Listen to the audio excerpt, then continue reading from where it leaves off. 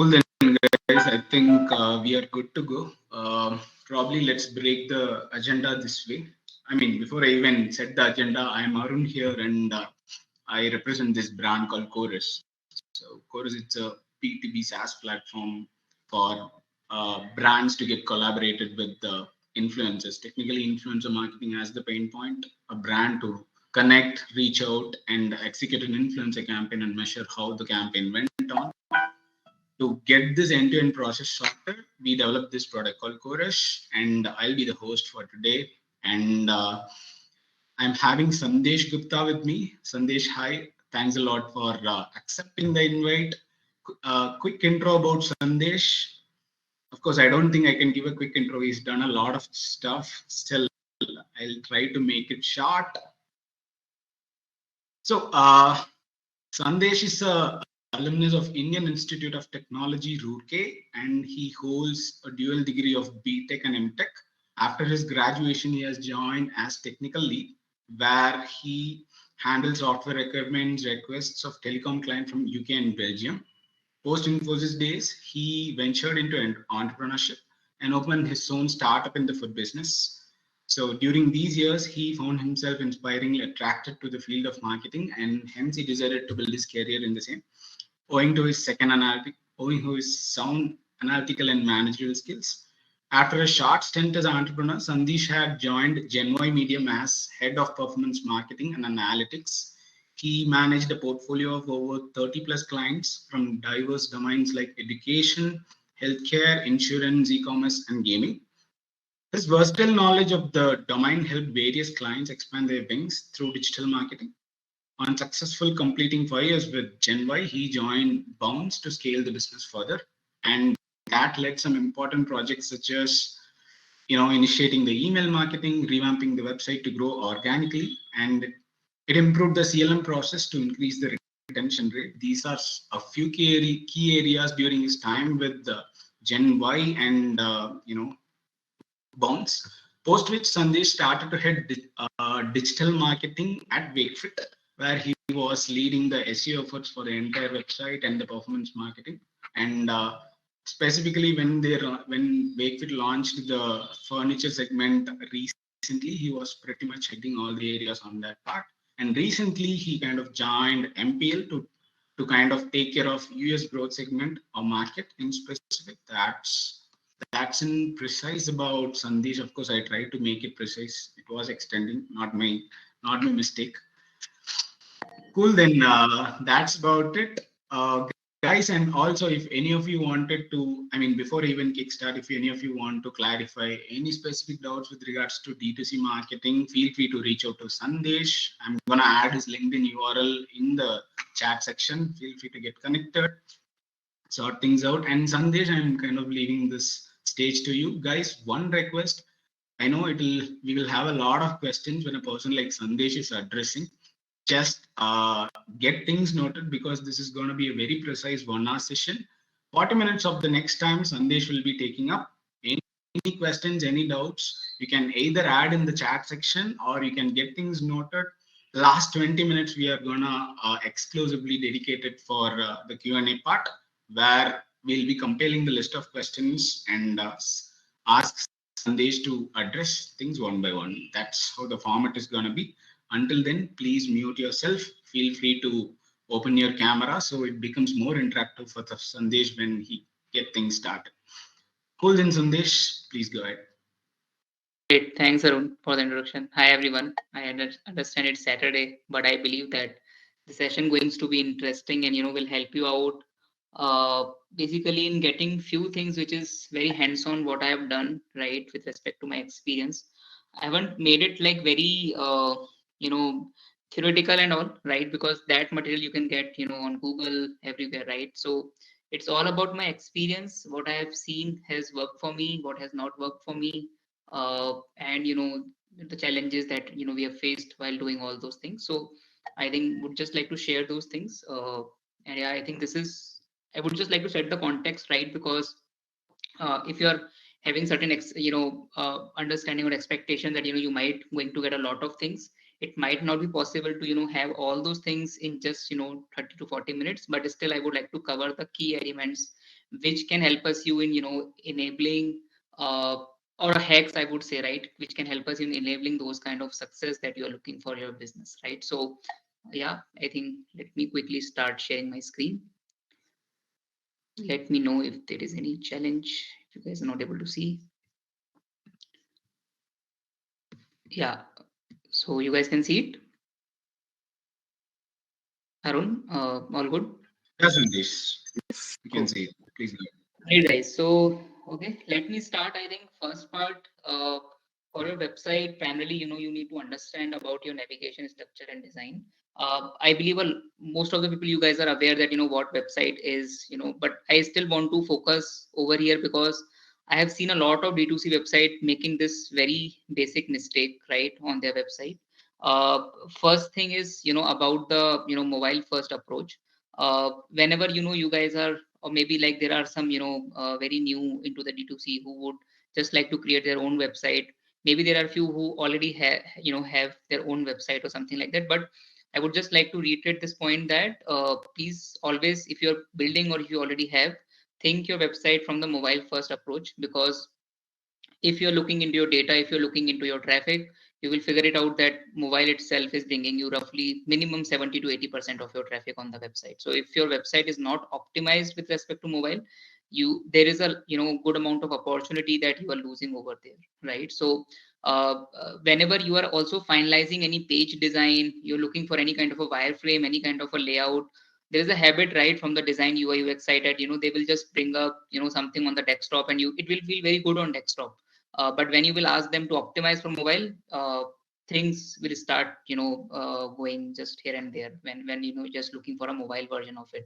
So ask your designers to think from the mobile side, right? Design your website, everything from the mobile approach, and obviously you can enhance it for your desktop, right? But your starting point should always be from mobile side. So this is the first thing I would like to just put in everyone's mind, that this is very very important, right? When it comes to setting up the right hierarchy, again I have seen a lot of websites where this is a very basic fundamental mistakes they will do. So that there is a home page and there is a category, subcategory, and product, right? So there is a purpose for each and everything, right? And if you're not following this, uh, you are basically not helping your customer in their journey properly, right? So this hierarchy is very very important. I can give you an example what I'm saying, when it comes to subcategory and all. So consider something like that, for example, WakeFit, right? We have a lot of categories, right? So for example, a bed, sofa, right? So under your homepage, you should list all your key categories very properly, very upfront. And then it can also have your subcategories, right? So you are just helping customer in defining that, boss, this is all I have. When I'm saying key subcategories, it can be something related to, let's say, if you're in bed, it can be your engineered wood bed, it can be your shisham wood bed, it can be your teak wood bed, and those subcategory pages will have your further product pages, right? So this hierarchy is very very important. It helps in 2 3 ways. One, obviously it supports your customer journey. It also helps Google engine to understand, or the Google bots to understand what kind of different folders you have on your website. And if you're not maintaining this, then it's a very tough to crack the customer journey, and also crack your SEO rankings on the website, on the Google search basically. So these 2 points are very important. Moving to the next set, right? There is again a lot of people who have done the mistakes from the URL side, right?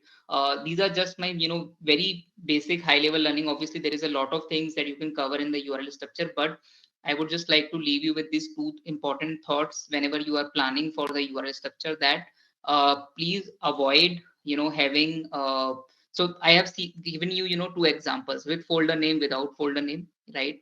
With subdomain, subdomain versus folder, right? So I would like people to help me out, or just raise the or maybe just type in the chat box which according to you will be the right one when we're looking for a folder name, like when we're looking for a URL taxonomy, with folder name or without folder name. Like, is it A you will go with, or is it B which you will go ahead with? And also let me just see the response.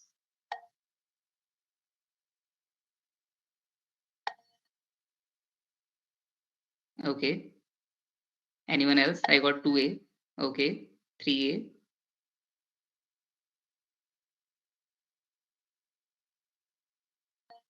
Okay, great. I think most of the people are saying A, but okay.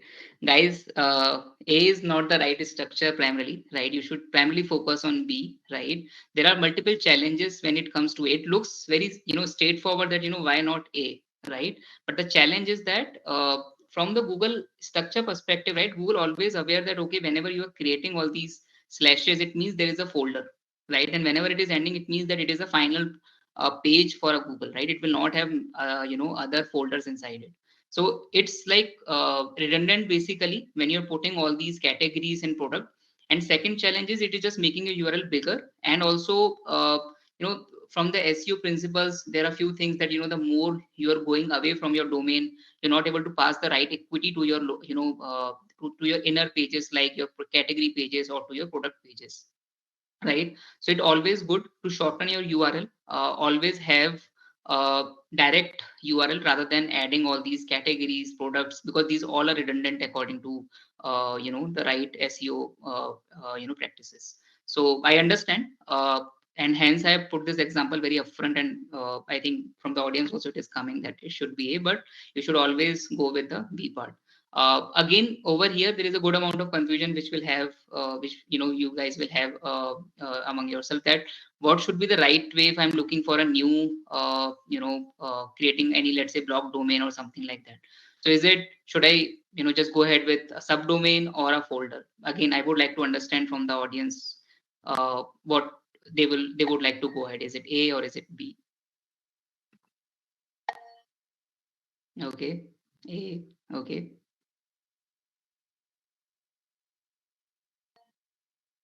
Okay. B.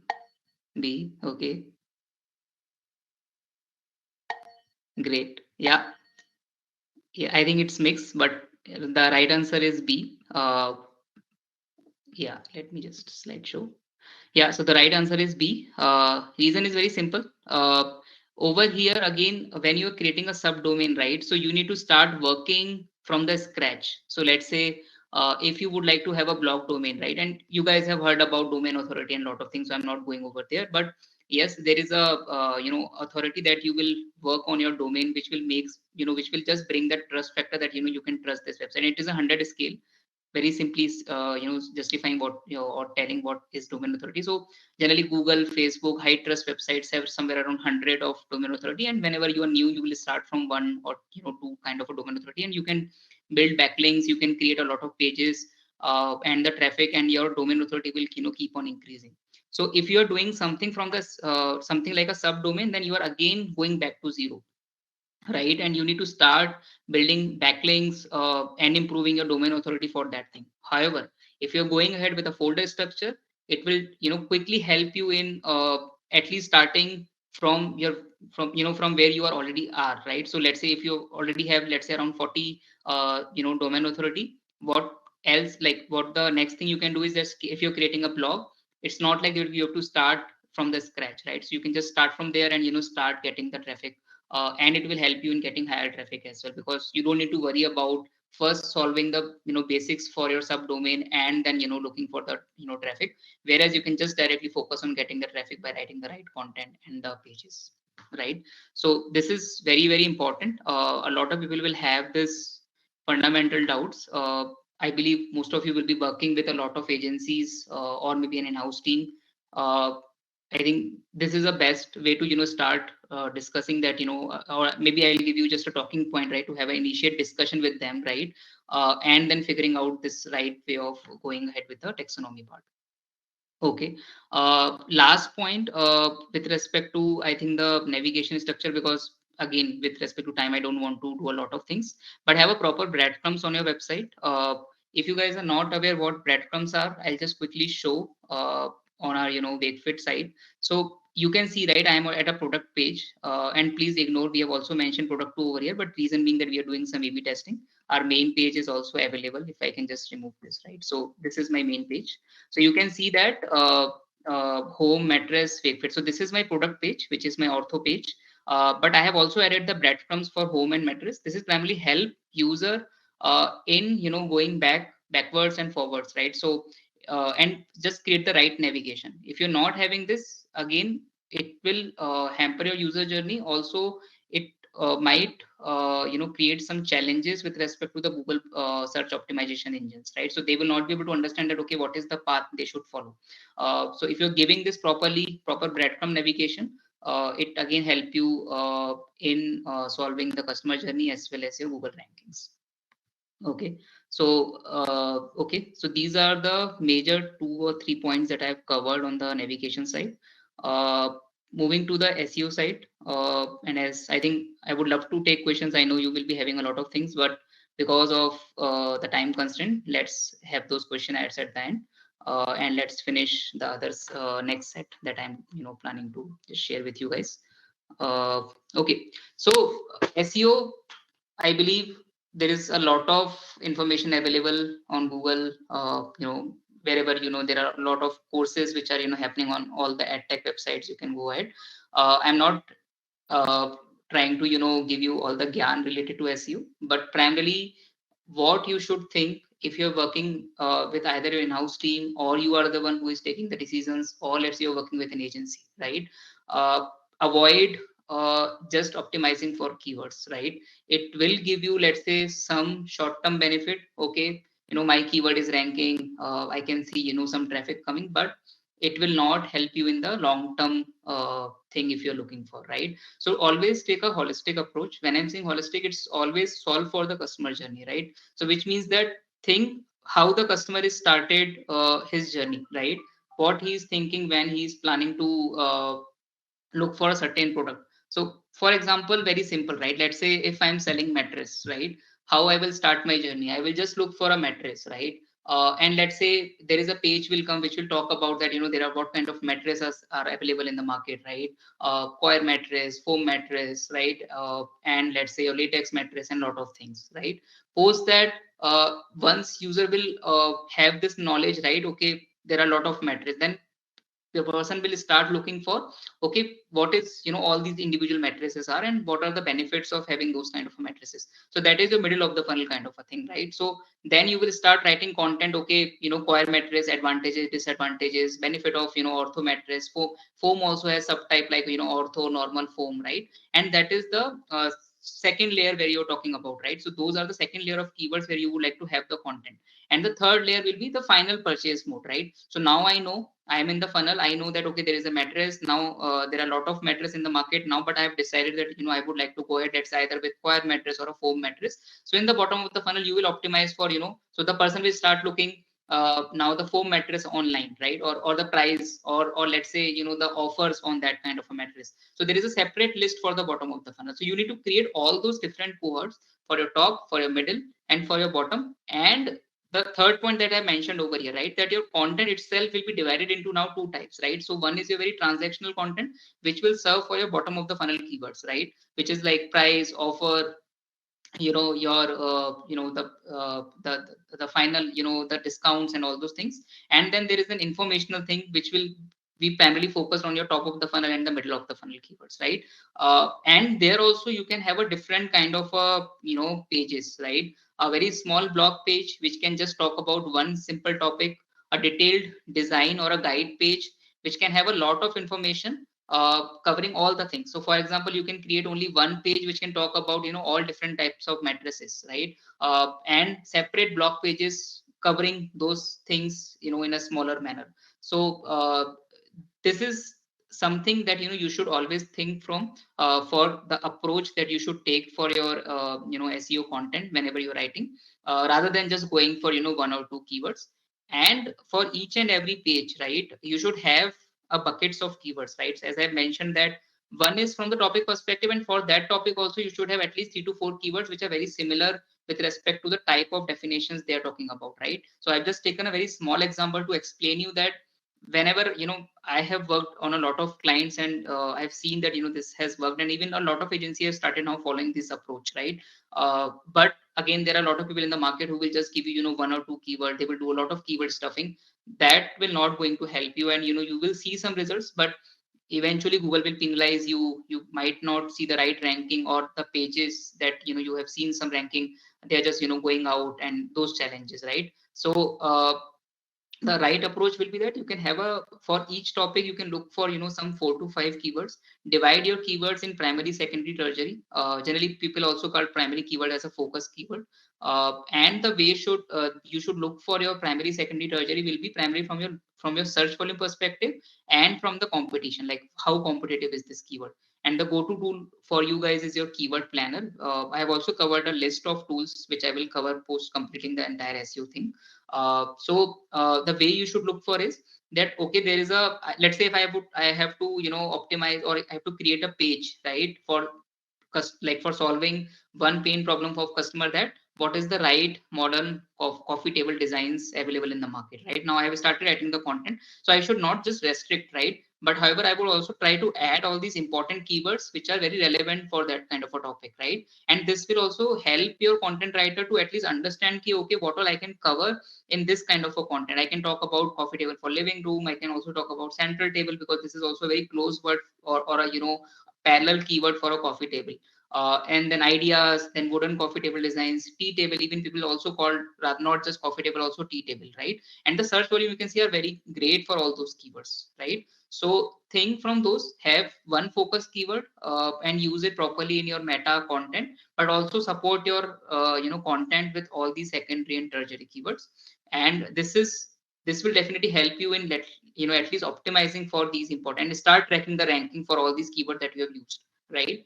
Priority wise, obviously try to have more frequency for the primary keyword, and then you can have a lower frequency for your secondary and tertiary keyword. Okay. The fourth important element, right, when it comes to SEO is your page speed, right? And you can look for a lot of articles. This is something which I was just reading very, recently. Half of your customers which are coming to your website, if your load time is not within 2 seconds, they will just leave your website, and they will not go ahead, right? So your page speed is very, very important in today's world.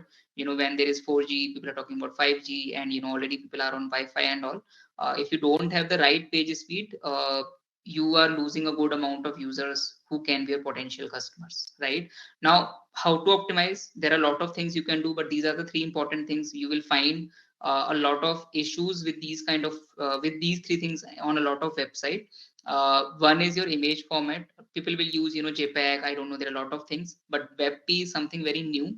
If you guys are not on WebP, you should start looking for it. Work with your tech team. Ask them to optimize your images on your website with WebP format, and you will just see a somewhere around 30 to 40% incremental in your website speed by just moving the older format types to this new format type. Work on your CSS Java. This is not very straightforward. You will have to fight a lot with your tech team, right, to understand that how, what all unused CSS and JavaScripts are there, and try to get rid of those, so that you can control and have a very clean and the load time you can improve it. And the third part is the third party codes. So when you will do any kind of a digital marketing, everyone will ask you to add this pixel, that pixel, right? And it can again help you in increasing, not help you, basically it will again increase your website load time if you have a lot of third party codes, third party pixels for Facebook, for Instagram, and for a lot of things. So quick 2 things that I've suggested. First, for the first part, image, use WebP. Also, you can use the lazy loading for the images, which basically means that your key element should come first, and all the the elements which are not very important, that they can load little on a lower side, like on a later side, basically, right? So this is one of the way to show your important element first. Also help Google to understand, okay, these are the key element, and also help to improve your website page speed. And the second part is use the Google Tag Manager for all your third party codes, right? Rather than putting each and every code individually on your website, this is a tool from Google, which is your Google Tag Manager. If you're just putting this one script, all the other scripts can be added, and your marketer or your tech team can add all the other third party codes inside this GTM, and you will not face any challenges with respect to tracking and all. And this will solve this one major issue of having a lot of pixels on your website. For a quick check, there is a tool, page speed. I am not sure how many of you are aware of this, but you can check the page speed of your website. You don't need to depend upon your tech team. Just go to this link. You can also type page speed insights on Google search bar, right? And you will get this first link. This is a proprietary tool from Google. The moment you will add, it will show you a lot of things, but it will also show you a very simple way of telling that, what is your current website score. Generally for mobile, you will look for any score more than, I believe, 80 for a good load time. For desktop, I believe anything more than 90 is good for a better load time. So look for those scores and try to optimize. You will also get a list of things where you are facing challenges, and you can try to work on those, right? Third important thing is a sitemap, right? Now a lot of people do a lot of mistake over here. Let's say if you have a lot family in D2C, right? There are a lot of pages available when it comes to a website, because there are a lot of SKUs available, and because of those SKUs, you have to create a lot of pages, and those are all our individual pages, right? So always have this. And it's see, if you have a very small website, and it is fine that you can just have a one main sitemap, and you can have all your listings, all your important URLs under that main sitemap. But if you are in a D2C, always follow a structure sitemap approach. Now, when I'm saying this, I would just like to show you what I'm telling. Uh, so this is something, a structure sitemap that, I have created for WakeFit. There is a sitemap. This is a main sitemap. And inside this, I have covered all the category related sitemap, all the blog related sitemaps, guide related sitemaps individually. And if you can go to all these sites, you will again find links inside these sitemaps. So this will help Google in understanding, okay, what are the key important pages on your website. And you can also avoid having a lot of URLs just in the main sitemap, because in that way you are not able to support Google, telling them that, okay, these are my key pages and you should look for ranking those pages. Second thing, it will also help in understanding. So when you're submitting your sitemap, again, you might feel that there are some jargons I'm using, but it is very simple. You can just search sitemap and you will understand what sitemap is. People who doesn't know what sitemap, right, they can just go and Google it and just understand what I'm saying right now. That one thing is this will help Google to understand how your website is structured. Second, there is a tool named as Google Search Console or Webmaster Tool, where you will submit this sitemap so that Google can pick this up, right? And when you're submitting the sitemap on Google Search Console or Webmaster Tool, you will find certain error, because it's not like that, it's very technical. So when you're putting this on that console tool, you will see a lot of error coming in, right? If you don't have a structured sitemap, sitemap, then it will just tell you that, okay, there are 100 errors in your sitemap. But with this structured sitemap, you can do a debugging properly, because Google will tell you that you are facing error only in this particular sub sitemap, not in your main sitemap, and then you can go inside that sub sitemap and then fix it. So there are two advantages of using a structure. One, it will help Google, and second, it will also help you for debugging part when you're putting this on your Google Search Console. Okay. And robots.txt, again, just note it down. If you don't know what it is, you can just Google it. But if you don't have a robots.txt, I would suggest you should have it. Here you can just avoid all the, basically it's like a bot where you can just put that, okay, these are all the unwanted pages, these are all the important pages. For example, you can put sitemap inside it, and you can tell Google that you can read this. And you can also put something like your login pages for your internal admin, for your internal customer, or your WordPress theme related pages in robot, saying that you can block this and never read this. Because if you're not doing this properly, you might see that a lot of redundant pages are coming on your Google searches. So this is again important. Again, if you don't have that understanding, just write this, work with your agency, work with your tech team, tell them that I want this robots.txt to be fixed properly. And this will again help in just restricting Google to see what important pages you would like to rank, what pages you can ask Google to just ignore, right? So this is the place where you can do that, robots.txt. Okay. Cool. Now coming to this, the next thing is the schemas, right? And I have seen a great results once I've implemented these schemas properly in the D2C segment. I've also taken certain screenshots so that I don't need to go to show you in the real time. So there are all these key schemas. You can again note it down. For example, your organization, product, breadcrumb we have seen in the navigation. Same thing you can also do at a text site, right? So all these schemas are basically something which you will put on the back end of your page, not on the front end. and all these backend information will be used by Google bot to understand what your website is, right?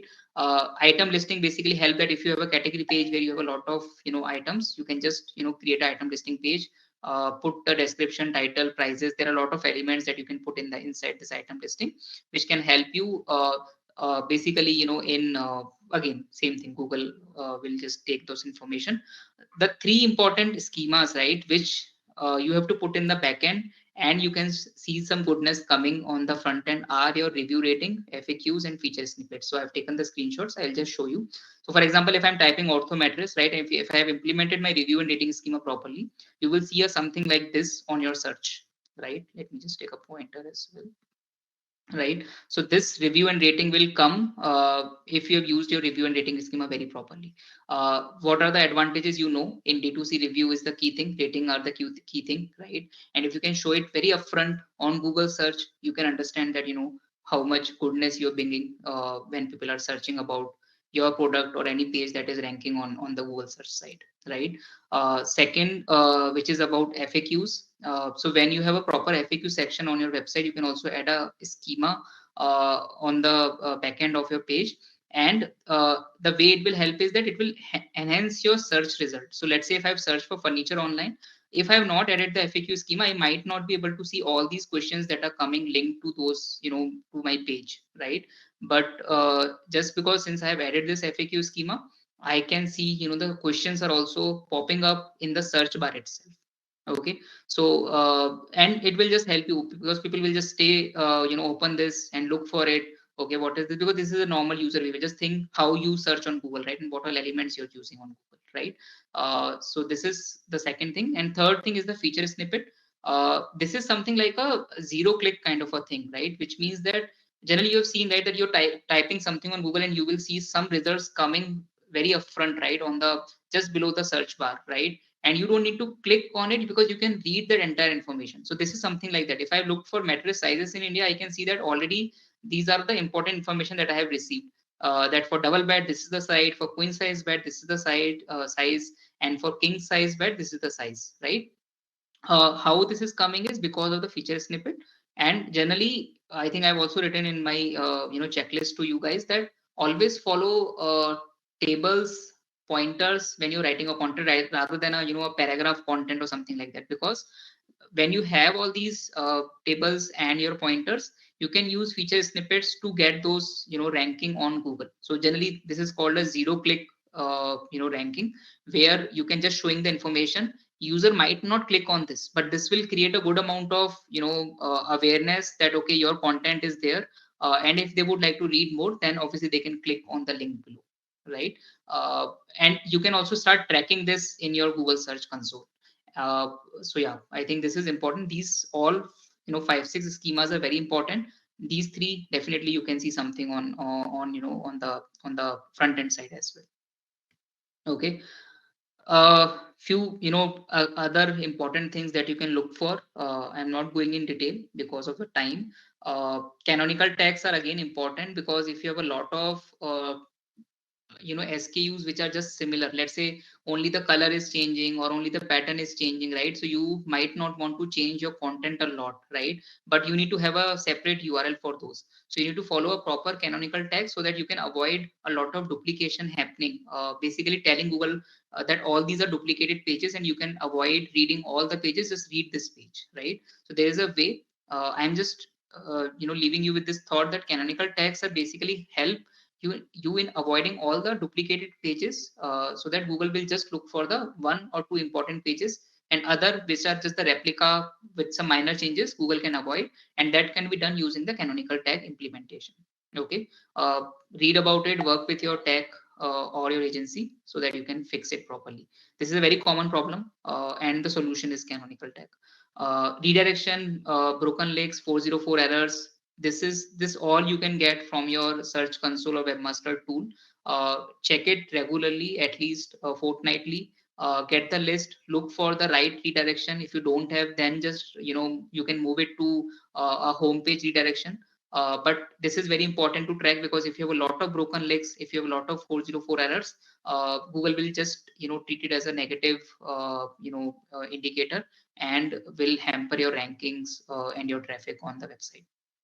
uh, I have talked about writing the informational content, but it is also important because you're not here just for giving gyan to the users. You're also here to make some money, right?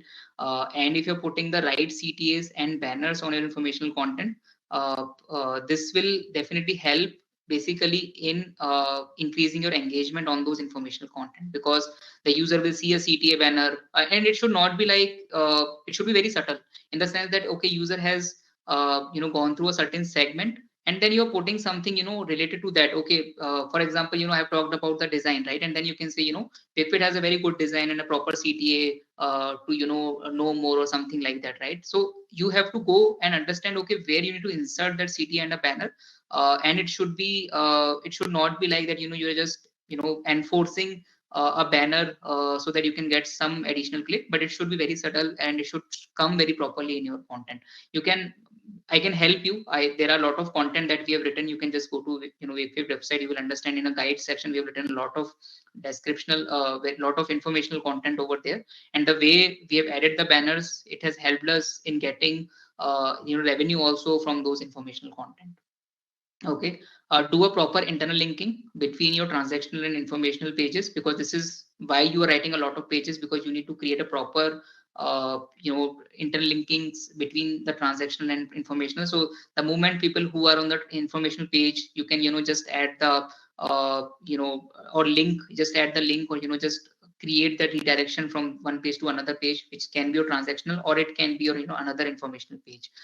This will primarily help in improving the average session duration, your pages per session, right, and your bounce rate, right? So these are very common jargons in SEO or for your analytics, for your organic analytics, right? And this internal linking is the key to solve these three things: bounce rate, average session duration, and pages per session. The last point, right, which is very important, and this is some hack that we have started doing. You can also see that a lot of other people have also started, because I have not taken an example of WakeFit over here. Or people would like to have vernacular pages, and it has become very common now that people are talking about vernacular content from the digital marketing side. Either running an ad, or let's say just putting some context on the landing pages, which are standalone, but how you can enhance your website as well, right? So it's difficult, right, to create your website from the scratch from a particular vernacular piece. But what you can do is just adding certain elements in the same content. So for example, one example is that you can just quickly add Hindi sofa, right, in your English keyword itself. It can help you in getting, so you can see that for sofa online, this page is ranking primarily on rank 1, because they have enhanced their meta description, meta title with the Hindi sofa keyword. Okay, I think we're running out of time. Let me cover a few things very quickly. Key tools for you guys are SEMrush, Moz, SimilarWeb. This can help you to understand the competition side, where their pages are ranking, what are the keywords, what are their traffic, analytics, search console. This is something for your own website. You can track, you can understand where you are. GT matrix or page speed insights to monitor your page speed. Keyword planner basically help you in getting all the right set of keywords. Use Google auto suggestion. The moment you will type something, Google will start telling you that okay, this is what you're looking for. So try to understand, okay, what all those things are coming, and understand, because those are user query, right? And you can start writing content on those. Also check up people ask now. People also ask section on the Google, which will generally come after 2-3 search results, and try to see what all questions are over there and try to create content for that. I personally use Answer the Public as it's one of the tool, right? Primarily to get me some long tail keywords and some blog related topics, right? So it's very simple tool. You can go to Google and type this and get that website. There you just need to mention the keyword over there, and it will give you a chart, right, which can talk about a lot of things, right? I just don't want to tell what exactly it is, but once you will go, once you will personally see what it is, you will just feel very great, because you're getting a lot of questions covering in that chart. Okay, so these are the key tools. Key results, I think In the last 6-7 months, whatever we have done that project, we were able to get the rankings for some of the toughest, competition and high search volume keywords like sofa set online, furniture online, wardrobe price, and I've just followed those approach that I've just talked about. Also, our organic traffic has grown by 50% and revenue also by 70%. So this is what have talked about, that how we have cracked the revenue part by just putting the proper internal linking and the CTAs and the banners. Okay. Uh, few quick hacks, and I think there are some 3-4 more slides. I'll just cover those in the next 5 minutes, and then we can take the questionnaire. These are the few things that you guys can do, right? So one thing that we have done for our mattress pages, we have just added the protector thing, because we know that it always go hand in hand. But when you are just giving or making it accessible, right, very easy for a customer, right, then what we have seen that it has just helped us in increasing the sale of those mattress protector by 50%, by just adding this element that you can also add a mattress protector with your mattress. So this is one. Second is, I think you all know that when you're going on Amazon, it will also start suggesting that you can buy this kind of a product. What we have seen, we were doing that, but when we started adding certain number, right, that okay, along with mattress, how many more people have started or bought a pillow as well, right?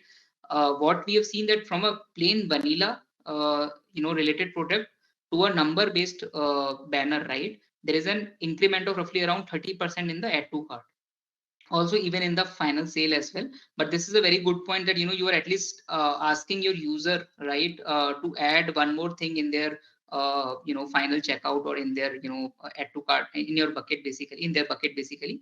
And this is just one experiment that we did, and we have seen great results. So I would just like to share with you guys. We have also made our mobile and desktop the CTAs sticky. When I'm saying sticky, basically this buy now and add to cart will remain be there whenever you are scrolling, right? And this has helped us in increasing our conversion percentage by 80% on the website. So I think these are the 3 quick hacks. Again, we have done a lot of things, you've done a lot of AB, but I'm just telling you these are the final things that has worked for us. So maybe you guys can use it on your own D2C website. And I think reviews and ratings are very important. I have covered, I've tried to cover this. It's a very broad topic, but I think the key elements are primarily these 5, right? So you guys will always be confused that how I can integrate, right? But it's always good if you can integrate your Amazon, Flipkart, Google, and your own website rating. The way is, let's say if you don't have tool, just start scraping, downloading, and putting it manually on your own website, so that you can create a proper repository for it. You can go to WakeFit, you can understand what I'm talking about. There is a proper review section, review pages, the way we have done it.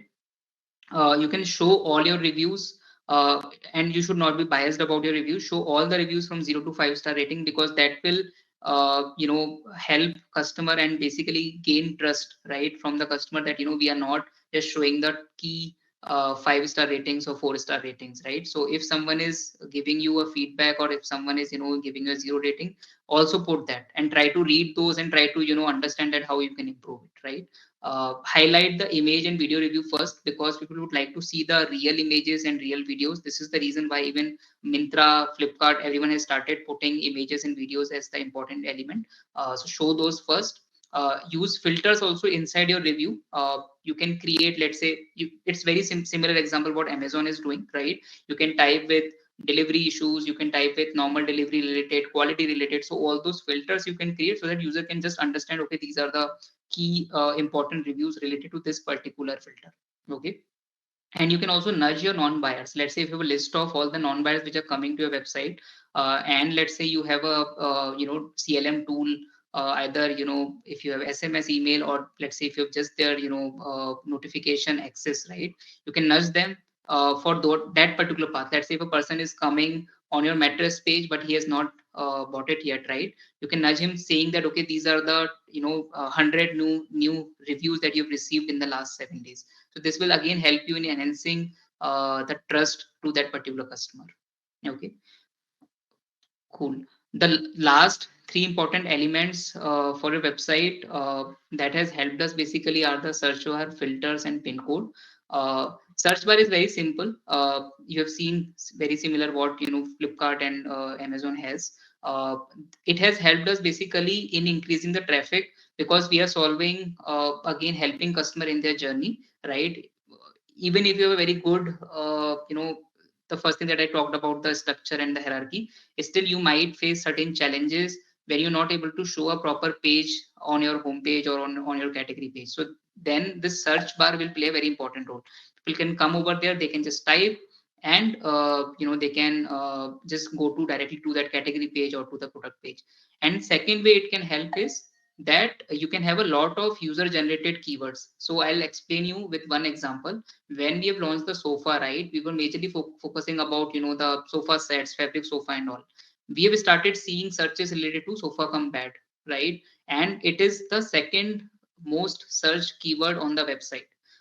And we have taken that insight and launched our sofa come bed using that insight. So you can also see those user generated keywords and try to see whether you have a product, whether you don't have a product, how you can make it. And you can also prioritize your pipeline with respect to the categories that you're looking for. So very important. You should have search bar on your website.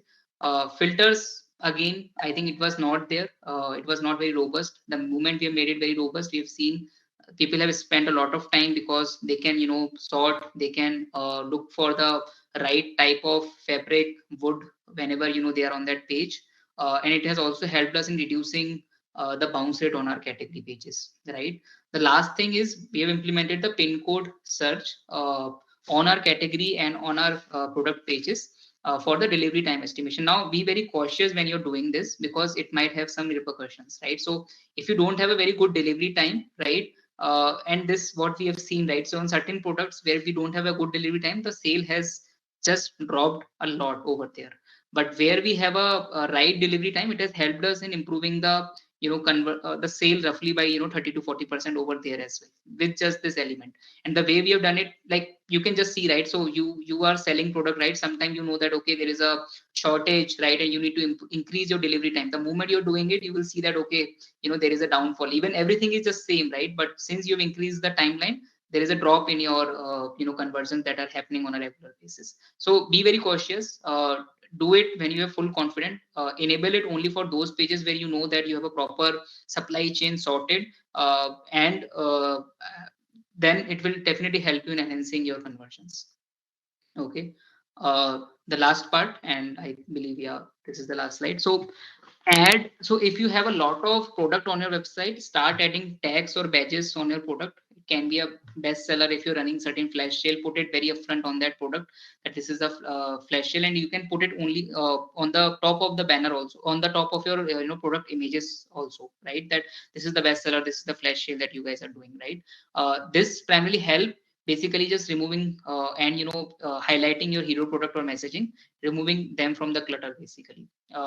Offer callouts, I believe everyone knows. You should have it properly. If you rather than doing a very vanilla kind of a sale saying that 20% off, you can also have a category related offers, and put it very properly on your homepage. Having 2-3 banners will definitely help, because customer would love to understand what kind of offers they can see for a different categories. So make it very proper and very visible.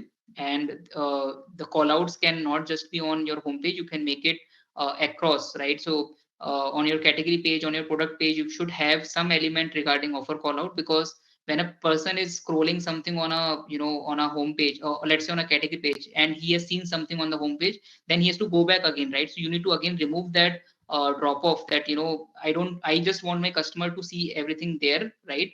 And then they can go and understand okay, what kind of offers are there, even from the category and from the product pages. This is one thing that I have experimented. So generally, you have a long sale period, saying that the sale is starting from 10th June to, let's say, 20th of June. Rather than that, you can also try. So this is one AB that I did, and I saw some great results, like something 20% incremental revenue from a plain extended sale, like from 10th to, let's say, from 7 days sale to, let's say, breaking it down in, let's say, 3 to 2, right? So you can have 3 end dates, saying that although you understand that okay, you need to continue the sale for 7 days, but you can break it down in the 3 segments. Let's say sale ending on so let's say the sale duration is from to 16th. You can say sale ending on 12th, sale ending on 14th, and let's say sale ending on 16th. So with this kind of a rolling sale, you can see higher incremental revenue from that rolling sale basically. Cool. I think a lot I have covered. You might be having a lot of questions. Let's take some questions now. Cool. Sandesh, I think it's a lot of information. Looks like I we'll have to understand. go for some 10 minutes to consume things properly, before even So, start to yeah, trigger the action. Like, no, I okay, think, thanks a lot, Sandesh. First of all, thanks a lot. yeah, Guys, before you kind of get started with the question and session, I will not take more than 2 minutes. So I have three things to convey to you. Point number one is the webinar thing that we are doing today. It's not going to end just for today. We are planning like for the next 3-4 months. It's going to be a series of webinar sessions specific to D2C segment. So we are going to have a lot of speakers coming in talking about acquisition, conversion, retention, loyalty, whatever that could be the case. So because Qoruz as a brand is kickstarting this series at this moment. We just want to be open-minded about, as a D2C marketer or a D2C founder, what would you be interested to have a session like, so we can pull in speakers accordingly. This is one. Whatever suggestions you have, feel free to put that in the chat section. Number two, there was a debate happening between me and Sandesh technically about the timing of the session. Sandesh was like, no, these guys are going to be free on Saturdays only, so let's have the session on Saturday. So just suggest, when do you want these sessions to be happening? If it's a weekdays, be specific about the time. If I could see a pattern, we could get the session running on that time. That's number two. Feel free to put that in the chat as well. Third thing, Qoruz as a brand, we are trying to build a proper filtered D2C community for marketers and founders who are only into the D2C segment. So technically what I'll be doing once this session is done is probably by Monday or Tuesday, I'll reach out to you guys individually to get your details, to add you to a very close community, which would ideally be in a WhatsApp or in a Slack community, where I've seen very good communities doing this without spamming or without selling the product, right? I technically wanted to replicate one such community. I've seen communities, such similar communities in SaaS segment, but in D2C, I'm not seeing quite a relevant stuff. I want to build a Chorus as a brand, want to build one such. So anybody who is interested to be a part of the D2C community that we are building, anybody who wants to enhance the co-learning experience in D2C, feel free to, of course, I'm going to reach you out, guys, personally. Feel free to put that in chat section. So that's going to be like a starter for me to get the community going, guys. I mean, that's it from my end. I'm leaving the session to you attendees. Any questions that you're having, please feel free to shoot Sandesh. yeah, we can spend next 10 minutes as well if you have a lot of questions. Otherwise, yeah. Maybe you guys can just, raise your question, unmute yourself and you can ask. That will be a little better. Sandesh, I'm seeing like 2 or 3 questions. Aditya has raised a question asking, what is a good benchmark conversion rate to aim for high AOV D2C category like mattresses, luggages, etc.? So see, at an overall level, if you're getting somewhere around 2%, that is good. This I'm talking at an overall level, right? Including your paid, organic, and everything. And that is a good, number from the high AOV side. Awesome. Like Okay. you And there is a can. question. I don't think Yeah. so. 5G, I don't think it will reduce the importance. I believe that it will have its own challenges when it will be launched, right? Because even with 4G, even with Wi-Fi, there are a lot of things. Because you have to think that it's not about the network; it's about how you have created your website, right? If you don't have the right element of your pages, right element with your images and all those things, it will be difficult to get the right page speed for your website. Understood. Cool. There is another question from Chanda. She has asked, she just want to understand the MarTech stack that WakeFit was using during it. A lot of things. Can you be little specific, Chanda? Like, do you want to understand it from the marketing side or the CLM side, so that I can help you? I basically wanted an overview from a marketing as well as customer relationship management standpoint. I mean, what is the toolkit one should look at when you're starting out your D2C platform?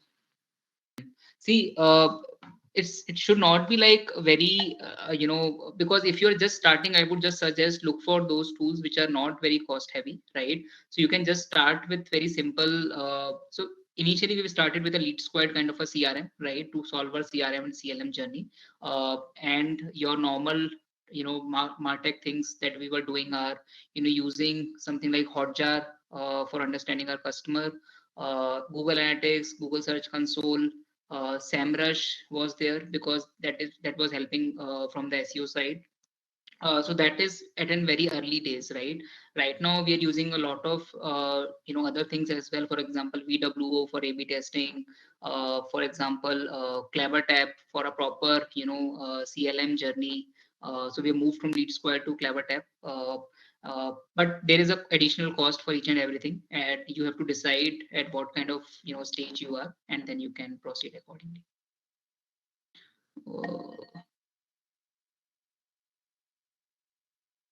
Okay.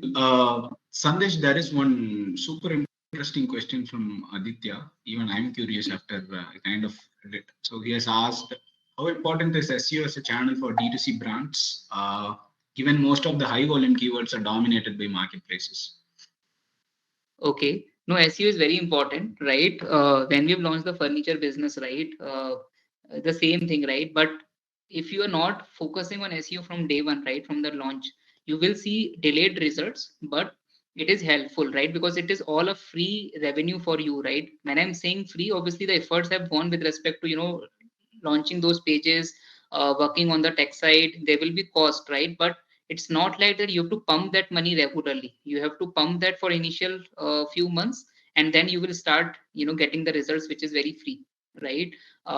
And yes, there will be these players always, but you need to understand that, okay, what kind of keywords you can crack still, right? So as I mentioned, always work on those 5 to 6 set of keywords. You might not be able to crack the first very high search volume and very high competition keyword where the